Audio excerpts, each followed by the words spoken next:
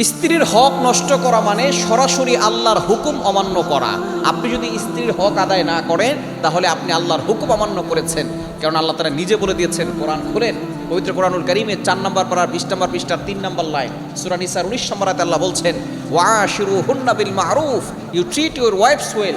তোমরা তোমাদের স্ত্রীদের সাথে ভালো ব্যবহার করো, স্ত্রীদের সাথে কখনো খারাপ আচরণ করবেন না, স্ত্রীর হক থেকে তাকে কখনো বঞ্চিত করবেন না। মনে রাখবেন, যে স্বামী তার স্ত্রীকে যত বেশি কাঁদাবে সে স্বামী তত বেশি ক্ষতির ভিতরে পড়বে। মনে রাখবেন, কোনো স্বামী যদি তার স্ত্রীকে কাঁদায়, স্ত্রীর চোখের পানি আনে এবং তাকে কষ্ট দিয়ে তার কাছ থেকে ক্ষমা না চায়, তাহলে ওই স্বামী ধ্বংস হয়ে যাবে। স্ত্রীর চোখের পানি একজন স্বামীকে ধ্বংস করে দিতে পারে। এজন্য স্বামীদের উচিত স্ত্রীদের সাথে সুন্দর আচরণ করা। আপনি নবীজি সাল্লাল্লাহু আলাইহি সাল্লামের হাদিসগুলো দেখেন, তিনি স্ত্রীদের সাথে কেমন আচরণ করেছেন। নবীজি সাল্লাল্লাহু আলাইহি ওয়াসাল্লামের 11 জন স্ত্রী ছিল, তিনি কখনো কোনো স্ত্রীর সাথে খারাপ আচরণ করেন নাই, কোনো স্ত্রীর সাথে ধমক দিয়ে কথা বলেন নাই। সেখান থেকে আমাদেরকে শিক্ষা নিতে হবে।